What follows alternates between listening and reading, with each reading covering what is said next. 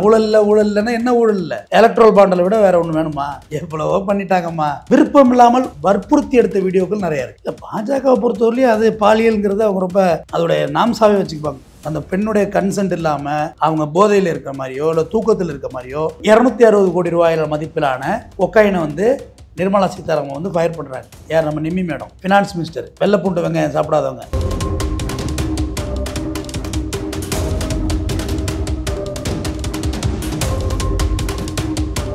Study in Singapore, Mauritius. Easy entry to Canada, UK, Europe, Australia, New Zealand. For admission contact 7904-710-512. ரகரம் நேயர்களுக்கு வணக்கம். இன்று நம்மோடு இணைந்திருப்பது குற்றவியல் வழக்கறிஞர் RS தமிழ்வேந்தன் அவர்கள். வணக்கம் சார். வணக்கம். பாலியல் புகார் விவகாரத்துல வந்து முன்னாள் பிரதமர் தேவகவுடாவின் பேரனும் எம்பியுமான பிரஜ்வல் ராவண்ணா மீது காவல்துறை வந்து வழக்கு பதிவு செஞ்சிருக்காங்க. இப்போ வந்து இந்த விஷயம் வந்து பெரிய ஒரு சர்ச்சையா போயிட்டு இருக்கு. ஒரு வழக்கறிஞரா இந்த ஒரு கேஸை வந்து நீங்க எப்படி சார் பாக்குறீங்க? உங்களுடைய கருத்து என்ன சார்? ஆக்சுவலாக இவர் எம்பி, சிட்டிங் எம்பி. இவருக்கு இப்போ இந்த முறை சீட்டு கொடுக்குறாங்க. தேவகவுடாவின் பேரன், முன்னாள் பிரதமர் தேவகவுடாவுடைய பேரன் என்பதை காட்டியும் குமாரசாமியோட அண்ணம்மவன், ஆசன் தொகுதியோட எம்பிமா, சிட்டிங் எம்பி. இப்பயும் சீட்டு கொடுத்துருக்காங்க. இப்பயும் நின்று இருக்காரு அவரு. ரேவண்ணா அவர் பேரு, இவன் பேர் பிரஜ்வல் ரேவன். இவரு அந்த தொகுதியில ஏற்கனவே ஜெயிச்சிருந்தவர் தான். இது ஒரு புறம் போயிட்டு இருக்கு. இப்ப பிஜேபி கூட்டணி, தேசிய ஜனநாயக கூட்டணியில வந்து அவங்க ஒரு முக்கியமான அலைன்ஸ் கூட்டணியில அவங்க இருக்காங்க. இது பாத்தீங்கன்னா இதுல முக்கியமான விஷயம் என்னன்னா 300 பெண்கள் 3000க்கும் மேற்பட்ட வீடியோ கற்பனை கூட பண்ணி பார்க்க முடியாது. பொள்ளாச்சியே டாமினேட் தூக்கிட்டாங்க, ஒரு படி மேல போயிட்டாங்க. பொள்ளாச்சியில செஞ்சாங்க இவங்க பசங்க, தப்புதான், நியாயப்படுத்தல, எந்த ஆஃபென்ஸும் தப்புதான். ஆனா இவர் வந்து ஒரு எம்பி, டெல்லிக்கு போறவரு, எவ்வளவு பெரிய அரசியல், எத்தனாவது தலைமுறை அரசியல் இருக்கு, பிரதமருடைய பேரமா, முன்னாள் பிரதமருடைய பேரை, ரைட்? அவங்க கட்சியோட நாம் செய்து தானே. இந்த மாதிரி பிரச்சனை மாற்றதுன்னு அவங்க புதுசு கிடையாது. இது அவங்க யதார்த்தமா எடுத்துப்பாங்க. இதை ஒரு பெரிய குற்றமா எல்லாம் மாத்த மாட்டாங்க. முன்னாள் முதல்வருடைய அண்ணன் மகன், எவ்வளவு ஃபேமிலி பேக்ரவுண்ட்னு ஒண்ணு இருக்குல்ல, அது ரொம்ப முக்கியமானது. பொலிட்டிக்கல்ல இருக்கவங்க ஒரு ஊழல் பண்றாங்க, ஊழல் குற்றச்சாட்டு, இதெல்லாம் வந்து உங்களுக்கு வர்ற விமர்சனங்கள். அது சரசரப்பு இல்லாத பணங்காடு இல்லை, அவதூறு இல்லாமல் அரசியல் இல்லை. ஆனா இதை எதுல சேர்க்கிறது? இதுல கிட்டத்தட்டமா சரி 300 பெண்கள் விருப்பப்பட்டு வந்துச்சு, நீ வீடியோ எடுத்த, ஏதோ அதை பத்தி பிறகு பேசுவோம். விருப்பம் இல்லாமல் வற்புறுத்தி எடுத்த வீடியோக்கள் நிறைய இருக்கு. அந்த பெண்ணுடைய கன்சென்ட் இல்லாம அவங்க போதையில் இருக்கிற மாதிரியோ இல்ல தூக்கத்தில் இருக்க மாதிரியோ அதெல்லாம் வீடியோ எடுக்காதீங்கன்னு தள்ளி விடக்குள்ள எல்லாம் ப்ரெஷர் பண்ணி இவங்க வீடியோ எடுத்த வீடியோக்குள்ள இதில் லீக் ஆகுது. அப்ப இவங்களுடைய அதிகாரத்தையும் இவங்களுடைய பணத்தையும் துஷ்பிரயோகம் பண்ணி தானே அதெல்லாம் செஞ்சிருக்காங்க. பெண்ணு விருப்பப்பட்டு வீடியோ எடுக்கிறீங்க, அது ரைட், அது அவங்களோட பர்சனல். நான் வந்து தப்பே சொல்ல மாட்டேன். அதை நம்ம இன்டர்ஃபியர் ஆகிறதே அசிங்கம், அதெல்லாம் விட்டுருங்க. ஆனால் விருப்பம் இல்லாமல் வற்புறுத்தி வன்புறு எடுக்கிறது எப்படி? இன்னைக்கு அவர் முதலமைச்சர் சித்தராமையா இந்த விஷயத்தை கண்டுபிடிக்கிறதுக்கு ஸ்பெஷல் டீம் அமைச்சிட்டார். அவர் எக்ஸ் வலைதளத்தில் பதிவிட்டிருக்காரு. ஆனால் இவங்க எப்படி கிடக்குறாங்கன்னா, சரி தப்பு நடந்துருச்சு, அதுக்கு பிராயச்சித்தம் தேடுவது இவங்களுடைய வழக்கம் அல்ல. அரசியல் காழ்ப்புணர்வு, அரசியலில் மோட்டிவேட் பண்ணுறாங்க. எது பாலிடிக்ஸு? அரசியல்ங்கிறது எது பாலிடிக்ஸு? நீ குற்றம் காட்டப்பட்டு தான் பாலிடிக்ஸு. இதுக்கு பேர் என்ன?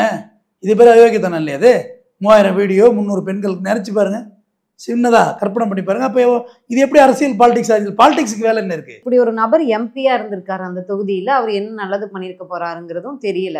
அவர் போன முறை எம்பி ஆனதுலயே பல்வேறு முறைகேடுகள், எம்பி பதவி பறிக்கப்பட்டும் இருக்கு.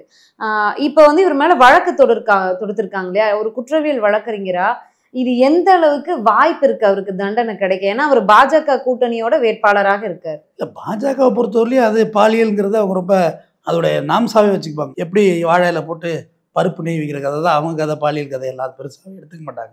மீனிங் இருந்த போதிலும் இதை கொஞ்சம் கூட அவர் எதிர்கொள்ளாமல் தப்பிச்சு போறாரு வெளிநாட்டுக்குன்னா, அப்போ பாஜகவோட ஹெல்ப் இல்லாமல் ஃபாரின் ஜெர்மனி போயிட்டாரா? ஏர்போர்ட் அவங்கள்ட்ட தானே இருக்கு. இங்கே பிரச்சனை ஆயிட்டுங்க உள்ள.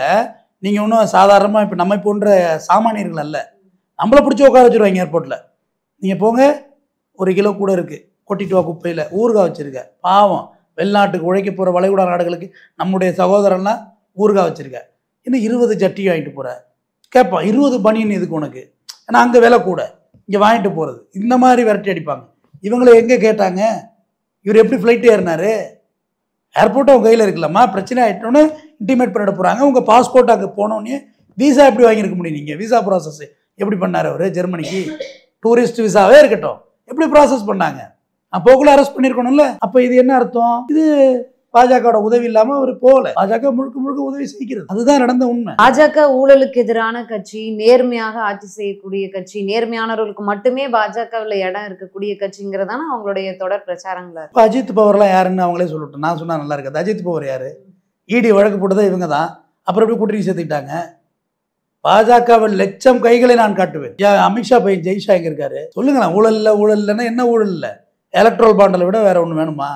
எவ்வளவோ பண்ணிட்டாங்கம்மா. ஏமா இப்போ குறிப்பிட்ட விஷயங்களை வந்து நாம் ப்ரைவேட்டிட்ட விற்கக்கூடாது. உதாரணத்துக்கு போர்ட்டு, ஏர்போர்ட்டு, துறைமுகம், அடுத்தது விமான நிலையம், அடுத்தது ரயில்வே, இதெல்லாம் தனியார்கிட்ட கொடுக்கக்கூடாது. இதுக்கு விஷயமும் இருக்குது. ஒரு கட்டத்தில் இது எல்லாமே ஒரு இராணுவ தாக்குதலுக்கு உதவிகரமாக இருக்கும். போர்ட்டு வேணும், கடற்படை தாக்குதலுக்கு வேணும், ஃப்ளைட்டு வேணும், இல்லை நாட்டு மக்களை வெளியில் ட்ரான்ஸ்ஃபர் பண்ணணும் இம்மிடியேட்டியாக. ஏதோ ஒரு இங்கே திடீர்னு ஒரு ஆபத்து ஏற்பட்டுருச்சு வெளியேற்றணும்னா இந்த துறையெல்லாம் நம்ம கையில் இருக்கணும். இது எல்லாத்தையுமே தனியார்கிட்ட இருக்குமா? அங்கே குஜராத் போர்ட்டில் வெறும் 260 கோடி ரூபாயில மதிப்பிலான கொக்கைனை வந்து நிர்மலா சீதாராமன் வந்து ஃபயர் பண்ணுறாங்க. யார்? நம்ம நிம்மி மேடம், ஃபினான்ஸ் மினிஸ்டர். வெள்ளைப்பூண்டு வெங்காயம் சாப்பிடாதவங்க, ஓகேவா? பெரியவாள், அவள்லாம் பெரியவாள்.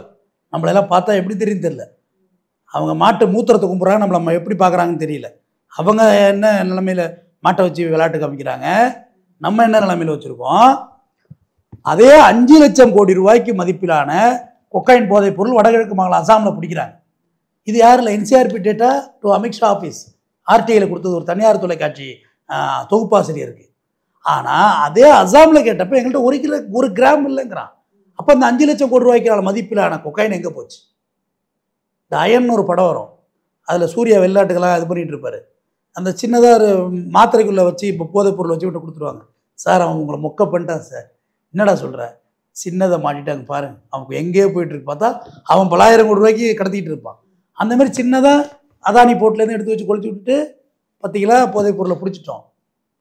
அப்போ அந்த 5 லட்சம் கோடி ரூபாய்க்குள்ள போதைப் பொருள் எங்கேருந்து வந்துச்சு? வர்றதுக்கு கப்பல் மூலயமா வந்திருக்கும், இல்லை அதுவே பறந்து வந்திருக்குமா? இல்லை புறாகராக கட்டி விடாத இறக்கி விட்ருப்பாங்களா? புறா காலில் கட்டி திருப்பி எப்படி அந்த போதைப் பொருள் காணாமல் போச்சு? இந்த நாட்டுக்குள்ளே தானே ஸ்ப்ரெட் ஆகிருக்கு. எல்லாத்துக்கும் கான்ட்ரடிக்ஷனாகவே இருக்கம்மா, ஒன்றுக்கு ஒன்று கான்ட்ரடிக்ஷனாகவே இருக்கு. குமாரசாமி அவர்கள் பிரச்சாரத்தின் போது என் மகனுக்கு ஓட்டு போடுங்கன்னு கேட்டிருந்தாரு. இப்போ வந்து தேர்தலே முடிஞ்சிருச்சு, இப்போ வந்து அவர் தேவகவுடா குடும்பமே கிடையாது அப்படிங்கிறாரு. அவருக்கு தண்டனை கிடைக்குமா கிடைக்காதா? பாதிக்கப்பட்ட பெண்களுக்கு நீதி கிடைக்குமா கிடைக்காதா? இல்லை, இப்போதைக்கு ஸ்கிப் பண்ணுறதுக்காக இதை சொல்கிறதுமா. என் குடும்பமே கிடையாது, என் குடும்பமே கிடையாதுன்னா அவங்க குடும்பத்தில் உள்ளவங்களை அழிச்சு விட்டு ஸ்டேஷனில் உட்கார வச்சுருக்கணும். உன் புருஷனை வர சொல்லு, யாரை? பிரஜ்வால் பிரவண்ணா வர சொல்லு, அப்புறம் நீ விடுன்னு சொல்லணும்ல. சாமானியனை அழிச்சு கொண்டு உட்கார வைக்கிறீல்ல, அவன் ஒரு சின்னதாக தப்பு பண்ணியிருப்பான், அவங்க அம்மாவை அழிச்சு கொண்டு உட்கார வைக்கிறது. போலீஸுமா அவன் வர சொல்லி விடுறாங்கிறது. இது எந்த சிஆர்பிசியில் இதுமாரி சொல்லியிருக்கு? நீ என்ன சொல்லியிருக்கணும்? இவனை உடனே கட்சியிலேருந்து அடிப்படை உறுப்பினர் தூக்குறோம். இப்போதைக்கு எம்பியில் நின்றுட்டாப்ல, இப்போ ஒன்றும் பண்ண முடியாது. எம்பியாக அவன் ஜெயித்து வந்தாலும் அவன் பதவியை வந்து ராஜினாமா பண்ண வைக்கிறோம் சொல்லியிருக்கணும்ல. அவன் கட்சியிலேருந்து தூக்குறோம், நான் இதை வந்து காலியாக மறுபடியும் எம்பி எலெக்ஷன் வைக்கிறோம், வேறு ஆளுக்கு நிப்பாட்டுறோம், என் குடும்பமே கிடையாதுன்னு சொல்கிறது வந்து நான் ஏற்றுக்கிறேம்மா. ஒரு பெரிய தப்பு செஞ்சால் அவன் எங்கள் வம்சமே கிடையாது. இல்லை, இப்போ பாஜக சார்பாக யாருமே இது வரைக்கும் வாயை திறக்கல. பிரதமர் மோடி அவர்கள் தமிழகம் வரும்போதெல்லாம் ஜாஃபர் சாதிக் பற்றியும் திமுகவினருடைய குடும்பத்தை பற்றியும் பேசாமல் போகிறதில்ல. பேசட்டும், இப்போ தப்பு பண்ணவங்களை பற்றி பேசணும், தாராளமாக பேசட்டும். அப்படி பேசின பிரதமர் அவர்களோ இல்லை அமித்ஷா அவர்களோ இவ்வளவு பெரிய விஷயம் நடந்திருக்கு, இதை பற்றி இது வரைக்கும் வாய் திறக்கலை. அமித்ஷா தான் வாயை திறந்துருக்கணும், அவர் தான் உள்துறை, அவர் வாயை திறந்துருக்கணும். தேசிய மகளிர் ஆணையம் அவங்க தான் இந்த வழக்கை முன்னெடுத்து போயிட்டுருக்காங்க. இல்லைன்னா அதுவும் இந்த அளவுக்கு பூஸ்டப் ஆகிருக்காது. அவங்கள எந்த அளவுக்கு இவங்க நகர விட்றாங்கன்னு தெரியல. ஏன்னா அவங்களையும் ஒரு கட்டத்தில் ஆஃப் பண்ணுவாங்க.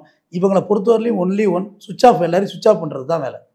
வாயத்துறது தான் சுவிட்ச் ஆஃப். மேலே வழக்கு, இடி, பிடி, இதுமாதிரி ரைடை விடுறது, அதை விடுறது, மிரட்டுறது, இதுதான் இவங்களுடைய சோர்ஸே இருக்குதுன்னு நான் சொல்ல வர்றேன். இப்போ இந்த தண்டனை இது வந்து முறைப்படி பார்த்தா உண்மையிலே சொன்னால் ஒரு குறைந்தபட்சம் இதில் எதுவும் மர்டர் இருக்காங்கிறத பார்க்கணும். முக்கியமானது இதெல்லாம் மூடி மறைக்கிறாங்க. இதோட வச்சு லீக்கேஜை வச்சு அப்படி முடிச்சிருவாங்க பாருங்களேன். இது ஆழமாக போயிருக்கணும்ல. இதில் கொலை நடந்திருக்காங்க, எவ்வளோ ஒத்துக்காத பொண்ணை கொண்டு இருந்தீங்கன்னா, இல்லை வெளில போய் சொல்கிறோன்னு எதாவது பொண்ணு சொல்லியிருக்கோம், நான் வெளில போய் சொல்லிடுவாங்க அப்படின்னா அந்த பொண்ணை கொண்டு இருக்கலாம்ல. அதிகாரத்தில் இருக்கு, நீங்கள் அதை பார்க்க. காவல்துறை வரைக்கும் போய் காவல்துறையில் போய் வழக்கு கம்ப்ளைண்ட் பண்ணியிருக்கிற அந்த பொண்ணோட பாதுகாப்புக்கு இன்சூரிட்டி இருக்குன்றதும் கேள்விக்குறிதானே. உண்மை நீங்கள் சொல்கிறது இங்கே என்ன பாதுகாப்பு இருக்குது? பாதுகாப்பு கொடுத்துட போகிறாங்க, மிரட்டுவாங்க, கம்ப்ளைண்ட்டை ட்ராப் பண்ண சொல்லுவாங்க, இல்லை சும்மா நான் வந்து இப்போ அவரை மிரட்டுறதுக்காக போட்டாப்பாங்க, இல்லை எதிர்கட்சி மேலேயே சொல்லுவாங்க அந்த பொண்ணை விட்டு, அவங்க தான் என்னை இயக்குனாங்கப்பாங்க. யார் இயக்குனால் என்ன? தவறு நடந்திருக்கிறது, தவறுக்கான பிராய்ச்சித்தம் என்ன? கைதாகி இருக்கணும்ல. கைதாகி என்ன சொல்லியிருக்கணும்? நான் குற்றமற்றவன், நான் நிரூபிக்கிறேன். நான் வந்து நெருப்பாட்டில் நான் இறங்குறேன், என் மேலே நீ குற்றம் சொல்லிட்டேன். அதெல்லாம் ஃபேக்குன்னு சொல்லியிருக்காரு பிரஜ்வல் ரேவண்ணா. 3000 வீடியோ ஃபேக்காமா சொல்லுங்கம்மா. சரி ஃபேக்குன்னா அந்த ஃபேக்கை செஞ்சது யார்? அவனே அதை அரெஸ்ட் பண்ணணும்ல. அதுக்கு நீ இருந்தால் தான் நீ ஹெல்ப் பண்ண முடியும். என்னை வச்சு நீங்கள் மாஃப் பண்ணி வீடியோ வெளியிட்டீங்கம்மா பல பெண்களோடன்னு வச்சுக்கோங்க உதாரணத்துக்கு. உங்களை வச்சு சொல்கிறத விட என்ன வச்சு சொல்கிறது நல்லதுன்னு நினைக்கிறேன். ஃபேக்குனாக்க நான் ஓடுனா எப்படி ஃபேக்கு நிரூபிக்க முடியும்? எதுக்கு நீ ஓடுற? நான் நின்று ப்ரெஸ்ஸை கூப்பிட்டு டிஜிபியை கூப்பிட்டு ஏங்க நான் ஒரு எம்பிங்க, என்னை இந்த மாதிரி பண்ணிட்டு இருக்காங்க, இதை உடனே கண்டிங்க, அந்த பொண்ணுங்கள்லாம் யார், அவங்கள முதல்ல என்கொயரி கூப்பிடுங்க. அந்த ஃபேஸ் இருக்குல்ல, அந்த பொண்ணுங்களை என்கொயரி கூப்பிடுங்க.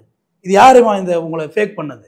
நீங்கள் என்னோட எங்கே இருந்தீங்க, என்னோட எங்கே தனிமையில் இருந்தீங்க, எங்கே என்னோட உடல் உறவு கொண்டீங்க சொல்லுங்கள். அப்படி நீங்கள் சொல்லி நிரூபிக்கணும்ல. நெருப்பாட்டில் நீங்கள் எல்லாம் இறங்கணும். பேடன் ஆஃப் ப்ரூஃப்னு ஒன்று இருக்குது. நீங்கள் என் மேலே சார்ஜ் பண்ணிட்டீங்கன்னா நான் நல்லவனா, நான் தான் என்ன ப்ரூவ் பண்ணணும். நான் ஓடனாலே முடிஞ்சு போச்சு, நான் அக்யூஸ்னு. அப்புறம் இதுக்கு மேலே உங்களை எக்ஸ்பிளைன் பண்ணுறது சிம்பிள். இப்போ அவர் இந்த விஷயம் வந்து இந்த தேர்தல்களில் எதிரொலிக்க வாய்ப்பு இருக்கா?